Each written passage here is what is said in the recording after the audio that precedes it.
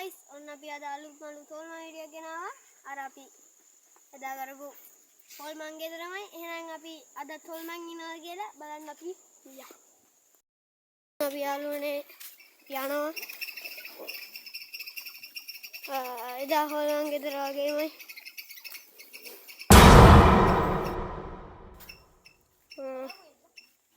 අපි යනවා ඉතින් යාළුවනේ.